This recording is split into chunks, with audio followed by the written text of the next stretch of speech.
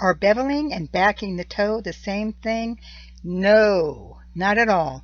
There is a big difference between beveling the hoof and backing the toe. The photos below show the difference between backing and beveling. The yellow arrow designates where we want breakover to be. On the left, the black line represents a bevel. On the right, the black line represents a vertical backing of the toe. The vertical bevel, or even a Mustang roll, takes off more wall, removing protection for the coffin bone, but does not bring breakover back. The shallow bevel brings breakover back significantly. I get a lot of questions about where are the heel quarters, where are really the heels, where is the seat of corn. So before we trim, let's take a look at the sole. The area between the red lines is the heel. The area between the black line and the red line is the heel quarter. And the area circled in green is the seat of corn and where you measure heel height. How to bevel. Following are tips on how to bevel. It does require attention to detail. We want a shallow, smooth bevel. We do not want to thin the wall, only create a slant. We do not want to rasp the sole unless there is a ridge. When beveling, take your time. It's not a race. Take one stroke at a time and aim. Check what you did after each stroke. Hold the rasp up around the middle for good control and always pay attention. It's not rocket science, but it is detail oriented. Once again, choke up on the rasp. Don't hold it by the handle because you won't have good control. Hold the rasp at a 30-degree angle to the hoof wall. Watch where each stroke goes. And pause between strokes to view what you've done. Take your time. Here is a nice clean bevel to the white line.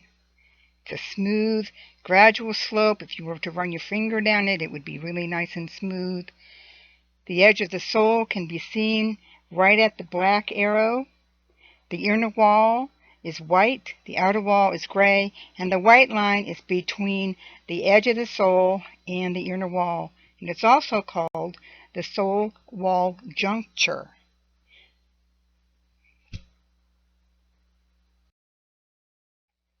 Here is a nicely beveled foot. The black arrow points to the white line, which in this case is almost raised. You can kind of see it looks higher than the sole. There's kind of just an illusion created by the little black specks in it. But it's pretty. Now, every foot will not look this pretty. This just happens to be a nice foot.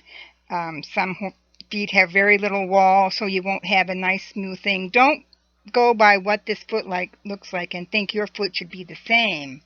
Just see that the bevel is nice and smooth, goes to the white line, the wall has not been thinned. And also you can see very clearly how the beveling has blended up through the heel quarter to the heels. That's very important.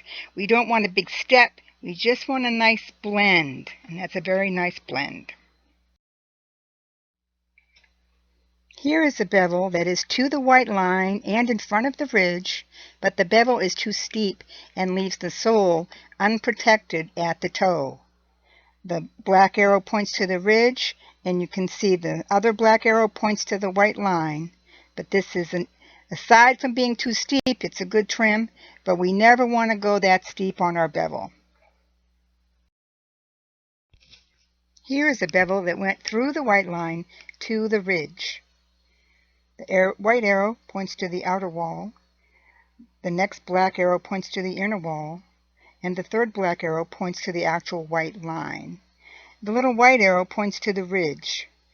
Notice that the bevel looks flat from this view and that the outer wall is visible and has not been thinned. It's very important not to thin the wall. And this trim is actually very good. It's everything is nice, and you can see it just looks flat. You'll only see the bevel when you're looking at the foot from the side, or if the foot is on the ground, you can see a little bit of bevel. But really, when you're trimming, it looks flat. Here's a great photo of how not to hold the rasp. When I had this photo taken, I was doing a 45-degree bevel, which is actually not correct because everyone goes too steep. But I wanted to show that you can control almost perfectly where the rasp actually hits the foot. That's why it's important to choke up on the rasp. In this photo, you can see my finger pushing, giving me even more control. You can be very precise with a rasp, but you have to look, and you have to aim, and you have to see what you did afterwards. And you must take one stroke at a time, because if you just go back and forth aimlessly, you're not being precise, and most likely you're taking off too much. So this is a mistake. Don't hold your rasp that steep, but see the precision of how I'm hitting it just exactly on the white line, not the sole and not the hoof wall. It's really hitting right on the white line. The following video shows that you do not have to do a lot of rasping to create a bevel. A few focused strokes are better than a lot of aimless rasping. So be precise, look at the area you want to take off, and focus on one stroke at a time. I cannot stress that enough. One stroke at a time, and then look at what you did. Look carefully and closely at what you did before you take another stroke. You won't be able to see it in this photo, but there is a ridge where my finger is pointing. Is it running? Yes. Okay. There's the ridge. Yeah, there you go. Notice that I'm taking single strokes. Ridge, and nothing on the sole's touch. At this point, I'm going to switch hands, turn my rasp so that I pull it toward myself. Oh.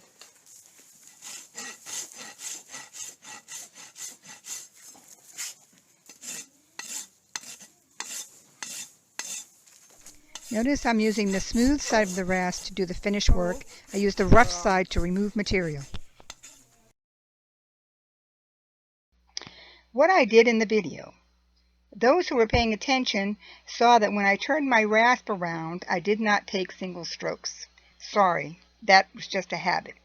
The single strokes from 2 to 10 show that there is no need to go back and forth. Plenty comes off with a single stroke. I do not stop after each stroke because my hands and eyes are trained, and I am looking at what I did, and I am aiming. Those learning do need to stop and look and aim.